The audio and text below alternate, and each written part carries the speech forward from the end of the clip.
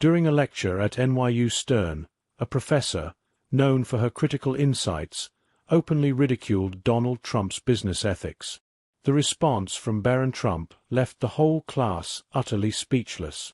As students poured into the packed lecture hall, clutching their notebooks and laptops, ready for a rigorous economics discussion, Professor Riley, renowned for her biting commentary and fearless evaluations, immediately delved into the day's topic, business ethics. Her voice effortlessly filled the space, captivating the students with her initial analysis of corporate greed and mismanagement, quickly honing in on Donald Trump. "Consider Donald Trump," she began, a cunning smile spreading across her face, a purported billionaire with ethics as dubious as his hairline.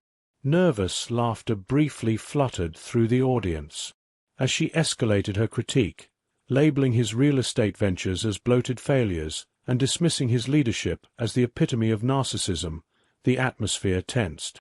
Some students shifted uncomfortably, while others held back uneasy chuckles. Front and center sat Barron Trump, outwardly composed, his expression revealing nothing of the turmoil likely churning within. Only a slight clench of his jaw and a fleeting glance at his notebook hinted at his inner disturbance. As Professor Riley's criticisms intensified, her tone sharpening with each pointed accusation, particularly when dissecting Trump's infamous art of the deal as a prime example of over-promising and under-delivering, the room's earlier murmurs of laughter died away, replaced by a palpable tension. The students' discomfort grew, their sidelong looks at Barron filled with a mix of respect for his restraint and empathetic embarrassment. Barron remained still, his presence almost statuesque, with hands calmly resting on his notebook. His expression was inscrutable, but his subtle body language, a brief lip tightening, a quiet fist clench, betrayed his discomfort. He kept his gaze fixed on the professor, analyzing her every statement. Undeterred by his quiet, Professor Riley pushed further, marveling sarcastically at how someone could spectacularly fail yet still brand themselves a genius, showcasing the triumph of spin over substance. The classroom fell eerily silent, the wall clocks ticking now thunderous in the hushed atmosphere. Students hesitated, torn between urging Barron to remain silent or curious if he would defend his father. Then, in a moment charged with tension, Barron shifted and raised his hand, a small but electrifying gesture that drew all eyes to him. The room's anticipation was palpable as even Professor Riley paused, her surprise evident. "Yes?" she inquired, her tone cautious yet curious. Barron took a moment, letting his forthcoming words hang in the charged air, then leaned in, his hands clasped firmly on the desk.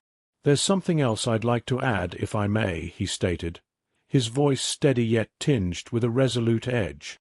Professor Riley, with an unreadable expression as though preparing for whatever Barron might say next, nodded subtly. "My father imparted another lesson about success," Barron began, his voice steady and clear. "He emphasized that every accomplishment is backed by a team. It's never solely about one individual. It's about all who have contributed, those who stayed committed to the vision even when the odds were against us." His gaze swept across the room, momentarily connecting with his classmates before settling back on the professor. "This is what I've witnessed firsthand, the importance of hard work, loyalty, and resilience.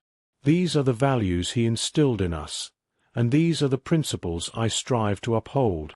A subtle shift occurred among the students. Some looked thoughtful, clearly moved by Barron's words, not merely for their content but for the genuine sincerity behind them. He wasn't just defending his father out of blind loyalty, but from a place of deep personal conviction. Barron then shifted the tone, softening his approach. "I recognize that public figures like my father are subject to scrutiny," he continued, "and rightly so. Criticism is part of being accountable. However, I believe there's a line between constructive criticism and making someone a scapegoat for broader societal issues. No one is flawless, and no one succeeds alone. Recognizing both the strengths and flaws in people is crucial, especially when we have the power to influence public perception." The classroom was steeped in silence, charged with a mix of emotions. Barron's remarks not only challenged Professor Riley, but also prompted everyone present to re-evaluate their perspectives. Professor Riley's demeanor softened as she placed her marker down and stepped away from the podium. "You've raised a valid point," she conceded, her voice now lower, a contrast to her earlier fervor. "Perhaps my initial critique was overly harsh. It's easy to focus on the negatives, especially with figures as contentious as your father. But you've reminded us that there's always more to the story than what's seen in the headlines." Barron, maintaining his composed demeanor, nodded appreciatively. "Thank you for listening," he replied.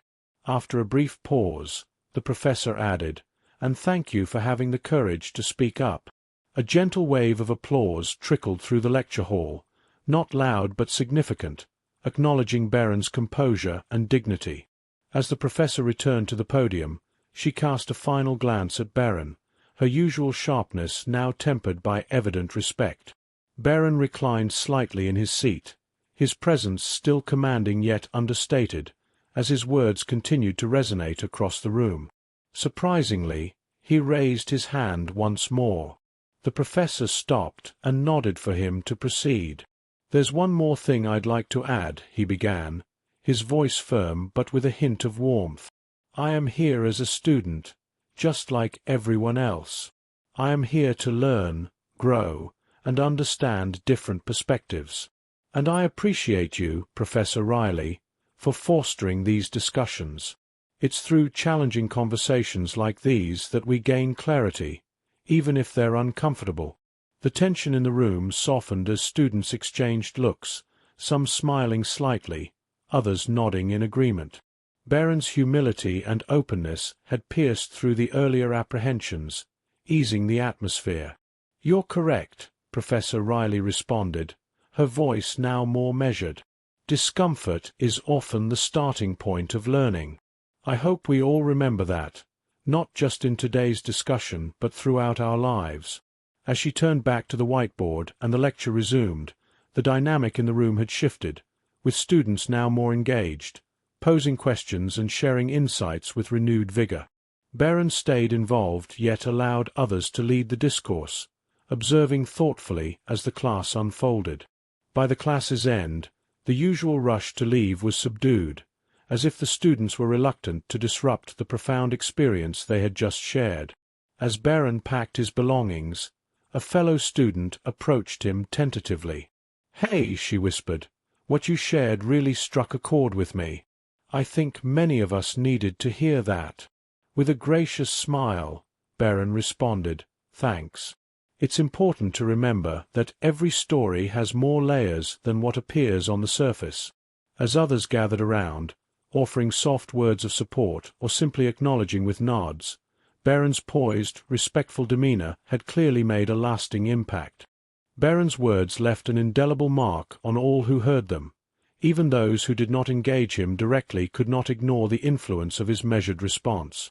As students began to filter out of the classroom, Professor Riley positioned herself by the door.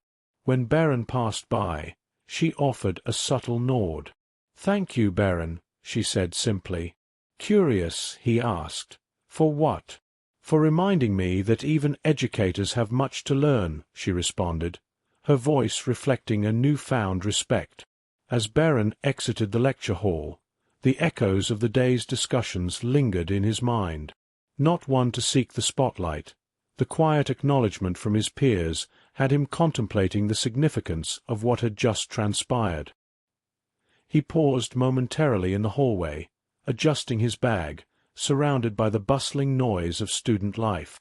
Despite this, a few students made it a point to acknowledge him with nods and brief words of encouragement. "Hey, Barron," a male student called out, catching up to him. "That was impressive, man. Not many could have handled it like you did." Barron merely shrugged, a small smile playing at his lips. "I just said what needed to be said," he replied. The student chuckled and shook his head, clapping Barron on the shoulder appreciatively before blending back into the crowd. As Barron made his way toward the campus courtyard, the weight of the moment seemed to lift slightly. The crisp autumn air welcomed him, and he inhaled deeply, letting go of some of the day's tension. Finding a secluded bench under a large oak tree, he sat, enjoying a brief respite from the campus buzz. His phone vibrated with a message from his mother. "Heard about your class today. Proud of you." A smile crossed his face as he read her words and quickly replied before returning the phone to his pocket. Just as he began to unwind, he noticed approaching footsteps. Looking up, he saw Professor Riley, coffee cup and folder in hand, her expression contemplative. "Mind if I join you for a moment?" she asked. "Of course," Barron responded, motioning to the seat beside him. She sat down, taking a sip of her coffee before speaking. "You know, I've been teaching for over 20 years, and it's rare that a student challenges me in such a respectful way," she began. Barron tilted his head, meeting her gaze. "I wasn't trying to challenge you, Professor. I thought our discussion could use a bit more balance," he explained. Riley chuckled softly, nodding in agreement. "And that's exactly why it was remarkable. You didn't approach me with anger or defensiveness. You spoke with clarity and conviction, which is exceptionally rare nowadays," she admitted. Her eyes drifted toward the courtyard, reflective. "I wanted to thank you. You reminded me today that our words have significant weight, and it's easy to forget the human element behind our critiques." Barron nodded, his expression thoughtful. "I think we all need that reminder sometimes, myself included," he said. They shared a moment of companionable silence, the campus life humming around them. Riley eventually turned back to Barron, her voice softer. "It's easy to stand at a podium and deliver opinions, especially when removed from those affected by them. Today, you reminded me why I became a teacher, to foster real dialogue, not just to preach my views." Barron looked at her, acknowledging her insight. "It's important to have these discussions, even if they're uncomfortable. But it's equally important to listen. That's something my dad always taught me. You don't have to agree with everyone, but you should try to understand their perspective," he advised. Riley nodded slowly, her attention now on the passing students. "It's good advice," she agreed, "and for what it's worth, I'll be rethinking how I approach certain topics in the future. Today wasn't just a lesson for the students. It was one for me as well." Barron smiled faintly, appreciating her humility. "Thank you for saying that. It means a lot," he expressed. She stood, adjusting her folder under her arm. "Well, I should get going, but I wanted you to know that what you said today mattered," she acknowledged. "Thanks, Professor," Barron replied, rising as well. "And thank you for giving me the chance to speak." As she walked away, Barron remained by the bench for a moment, watching the campus activity. A quiet pride settled over him, not for defending his father, but for how the conversation had evolved from confrontation to understanding. That evening, several classmates reached out to Barron, thanking him for his words and admitting they had previously misjudged him, seeing him solely as the son of a controversial figure. Now they recognized someone thoughtful, composed, and willing to stand up for his beliefs without tearing anyone down. For Barron, the day wasn't about changing minds. It was about planting a seed of understanding, hoping it would blossom into something more profound. As he packed his books for the next day, he reflected on the importance of seeking understanding, even amidst criticism. In this compelling story, during a lecture at NYU Stern, a liberal professor openly criticizes Donald Trump's business ethics in a room that included his son, Barron Trump. The classroom buzzed with tension as the professor took jabs at Trump's business failures and questionable practices.